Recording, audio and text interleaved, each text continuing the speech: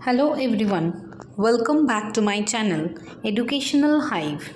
Today we are going to study class 7th ncert book Honeycomb, the first chapter, 3 questions, unit 1. Let's start the chapter. 3 Questions is a story written originally by Leo Tolstoy. He is a famous Russian writer. He received many nominations for Nobel Prize in Literature, but unfortunately never won once. Out of hundreds of his novels, plays, and stories, War and Peace is the most favorite book of millions of people. In this story, we will find 3 questions in the opening paragraph. Though those questions may be philosophical in nature, may be of practical significance to individual in self-realizations and value inculcation. This story is all about a king. So let's begin the story. The thought came to a certain king that he would never fail if he knew 3 things. These 3 things were: what is the right time to begin something? Which people should he listen to? What is the most important thing for him to do?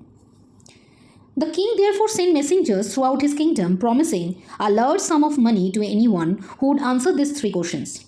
So in this whole paragraph, it is talking about that there lived a king who was in search of answer to 3 questions in life.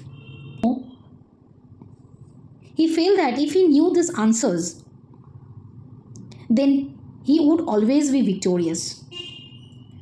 So the king thought that let me send the messengers. Messenger means people who carry message from the king to the common people throughout his country.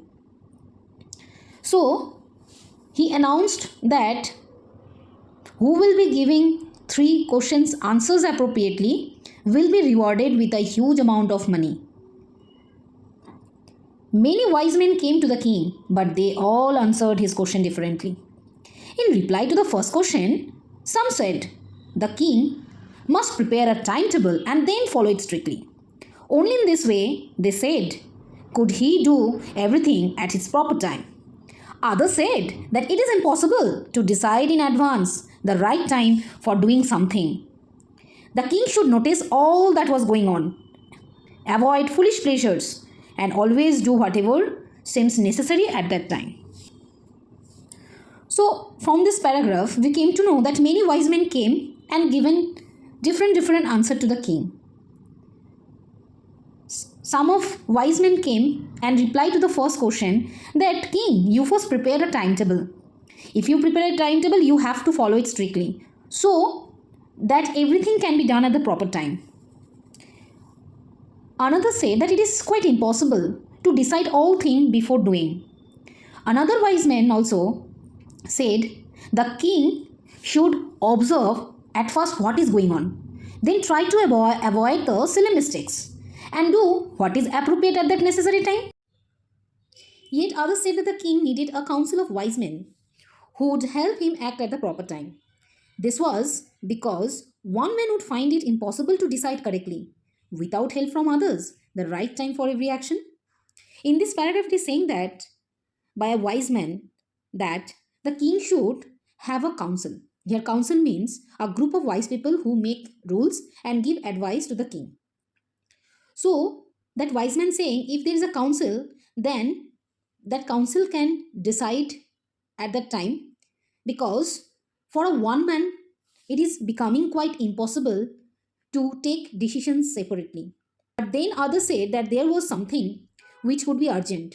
This thing could not wait for the decision of the council. In order to decide the right time for doing something, it is necessary to look into the future, and only magician could do that. The king therefore would have to go to a magician. In this paragraph, it is saying by another wise man in related to the previous reply that if there is an urgent matter and that time king have to take a quick decisions, in such time counsel may not be useful. So to do right thing at the right time, it is better that to know about the future. So the king should hire a magician who can only look into the future. Last para, in their answers to the second questions, some said that the people most necessary to the king were his counselors, others said the priest, a few others chose the doctors, and yet others said that his soldiers were the most necessary. Do you remember the second question? It was which people should he listen to? Means who are the most important people for the king? So in reply to this second questions, the wise men reply that the most important people are the counselors, priests, doctors, and soldiers. To the third question, some said science, others chose fighting, and yet other religious worship. Do you remember the third question? It was what is the most important thing to do? So, some of the wise men reply to the third question that science, fighting, and religious worship are the things to do. As the answer to his questions were so different, the king was not satisfied and gave no reward. Instead, he decided to seek the advice of a certain hermit who was widely known for his wisdom. Here, the hermit word means a person who lives alone and leads a simple life. In this paragraph, it is saying that since the king got all varieties of answers, he was not at all satisfied with the answers that he got from the wise men. He was unable to give reward to anyone. So he decided to meet a hermit who was famous for his wisdom. The hermit lived in a wood which he never left. He saw no one but simple people. And so the king put on ordinary clothes before he reached the hermit's hut.